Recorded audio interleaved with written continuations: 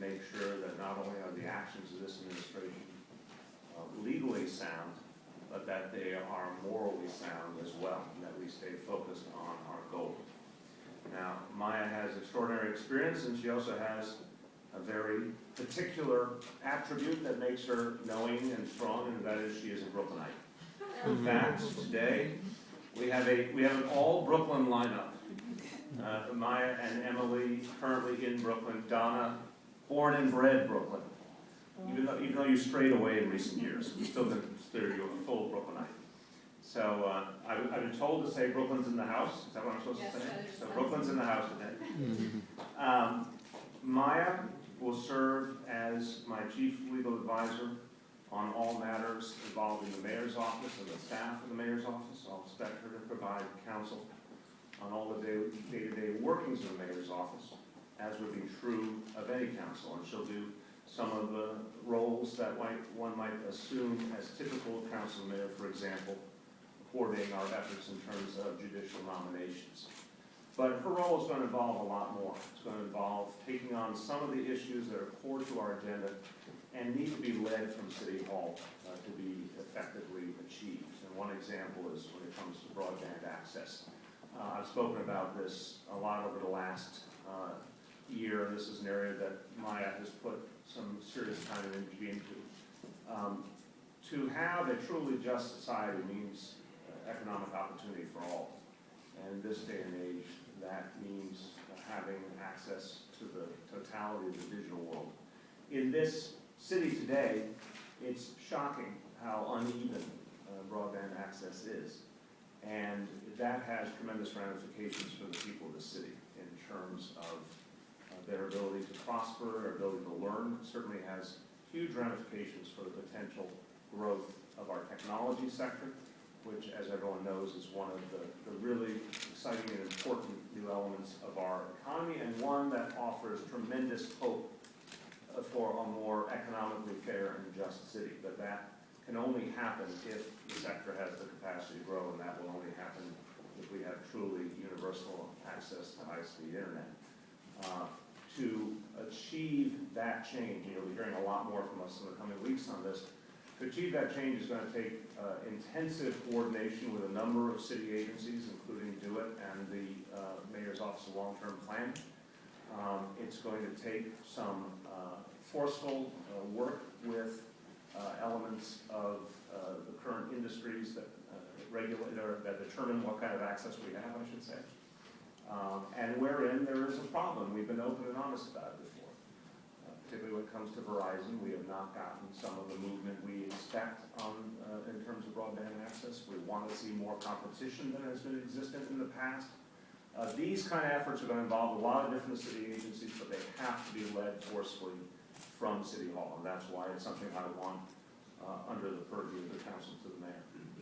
Now, as a civil rights attorney with extensive experience advocating on behalf of the poor and the marginalized and the underserved of New York City and beyond, Maya's commitment to tackling structural racial biases and poverty is a thread running through her entire professional career.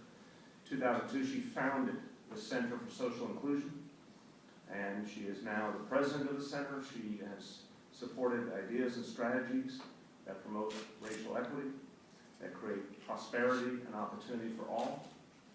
Previously, she served in the Office of General Counsel of the Open Society Institute. She served as a consultant to the Director of U.S. Programs before becoming the International Advisor on the Criminal Justice Initiative, which had her based in Cape Town, South Africa. And previously, she served as an Assistant United States Attorney for the Southern District of New York, where she spent 3 years in the Civil Division. So her career is illustrious in legal terms, but equally important to me is illustrious in terms of taking social values and putting them into action. This has been what her life has been about, and it animates her work, and that's exactly what we need as we face the inequality crisis gripping this city. We need that kind of spirit here in City Hall. We need that kind of focus on the changes we have to make. And for that reason, I'm honored to name Maya Wiley as Counsel to the Mayor. All right. Thank you, Mr. it's with great humility and great excitement that I accept this position. And I wanted to start actually by thanking the snow for stopping. And for my children's forbearance, because I told them they are absolutely not allowed to lobby me on snow days to school. So that's a legal restriction. That is a legal restriction. We have set up the firewall in the House. I will assure all New Yorkers. But really, I'm extremely excited because this administration and this mayor has been so courageous in standing up for every New Yorker and saying that this is going to be a city that rises together. It's something that I've always cared about, and to be given this fork in the road, I think is the way you termed it in your State of the Union speech, Mr. Mayor. This fork in the road where the mayor actually asked me to make a choice. And the choice was, will you take this fork with me in order to ensure that no New Yorker goes without a meal, that no New Yorker goes without a roof over his or her head, that no child is in school without the ability to learn, and that everyone has the ability to see a ladder before them. We're going to add some rungs to that ladder. We're going to make sure that everyone climbs it. Broadband is going to be a pillar of that, because we can't be a 21st century city if our city's children actually have to go to McDonald's to get online. That can't happen in the city anymore. And I'm really looking forward to working with this mayor and this administration to change that. And I want to thank New York, because I've always loved the city. My brother's sitting here with me, and our earliest days, I just have to say this, our most exciting days would be when my mother would put us on the train in DC because my father was up here working. And it was the best thing, because we get to come up here and we get pretzels off the street. Like, you couldn't do that in DC, you got pretzels off the street.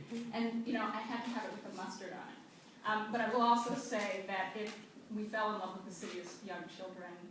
We're both here now in Brooklyn. And we remain committed to this city, and I remain committed to my father's legacy, because when he was here, he was actually trying to make sure that no one went without a meal. So I look forward to serving that legacy and serving you, Mr. Mayor. Thank you very much.